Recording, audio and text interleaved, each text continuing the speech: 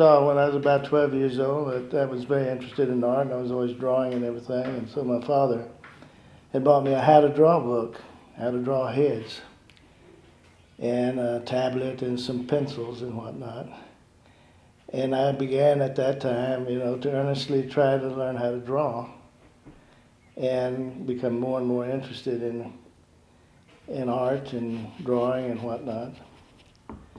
And then high school in Texas, I was very, I liked the arts. I took art in high school every chance I got, very interested in it. Had some very good teachers who more or less encouraged me. And then when I got up to, I guess, deciding to enter into college, I applied to several, and at the time, for various and sundry reasons, applications were turned down at the time, and I'd heard about a school in Mexico. It was an American international school. So I wrote them and applied for that, and they accepted me. And they had a very good art department from what their literature provided. So at the age of 18, off to Mexico City I went. I didn't know anything about Mexico. Never been out of Texas at the time. Never flew on an airplane. Didn't speak a word of Spanish.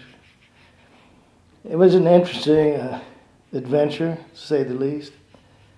Arrived in Mexico City and started at the university there, and I was doing quite well in the art department. I loved the place, loved Mexico, was adapting very well. Academically speaking, I was terrible. And consequently, there for a while I was asked to leave, and I came back to Texas and went to a community college and got back into the academic sphere and was able to re-enter university studies. And I continued in Mexico until I got a master's degree in 1972 in fine art and art history. And actually, what I gained was not really in the school, at the university. It was being in Mexico, being in a foreign country, seeing a different viewpoint in life and seeing a different aspect of how to look at life and how to appreciate life, how to express life. Before, when I was growing up in Texas, my hero, like a lot of American artist heroes, was Norman Rockwell. And of course, the old masters in Europe and whatnot. But in Mexico, I saw a different expression, a different attitude about enjoying and appreciating art, different way of expressing it. The ancient cultures there also had a great deal to do in forming my understanding of a lot of things: composition, subject matter, the way to look at life, how to express it. And it has had a great, profound impact on everything I did after that experience.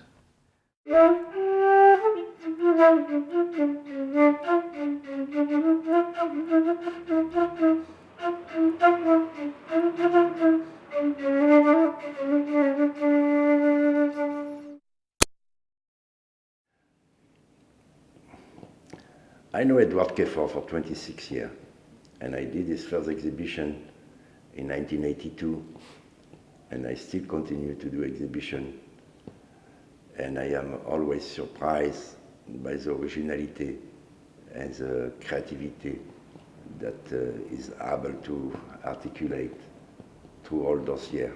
And that doesn't seem to disappear. It seems to have this kind of spring and this power of creativity that will never stop up to the end of his day.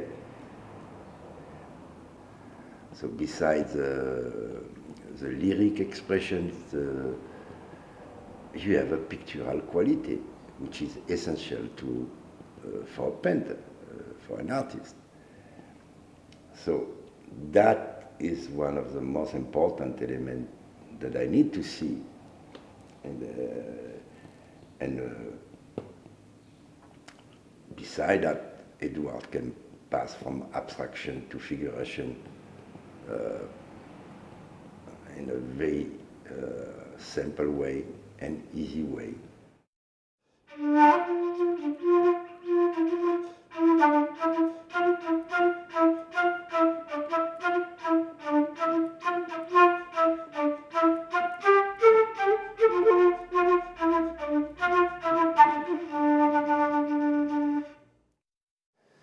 His artwork is there to cry and to give a violent and a powerful message, which is essentially belong to Edward Gafford. That's where all his philosophy, of his understanding of the world, of his knowledge in painting, graphic, design, where everything is combined to produce the masterpiece that illustrates his philosophy, his political view, his religious approach, human condition, and most of all, he kept the talent of a real painter, an artist painter that he is, the quality, pictorial quality, with a tremendous academic achievement and originality, with color that really belong to the South, which I compare at one point in his first publication that he remind me the Mediterranean, but more the Mediterranean going towards Spain, where you have those red and those yellow and those ochre and green, which are there to tell us that under the sun, life is there, very active, and with what all the life carry with him. That means joy, sufferance, happiness, violence, intrigue, magie, spirituality, metaphysics. So to say that I know Edouard I still have a lot to discover. And that's one of the reasons that I wanted to show that, to help him, to help me, to show to everybody, to show to the world what a man can do as an artist,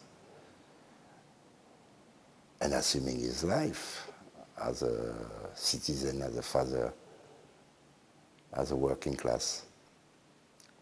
And that's pretty a lot already.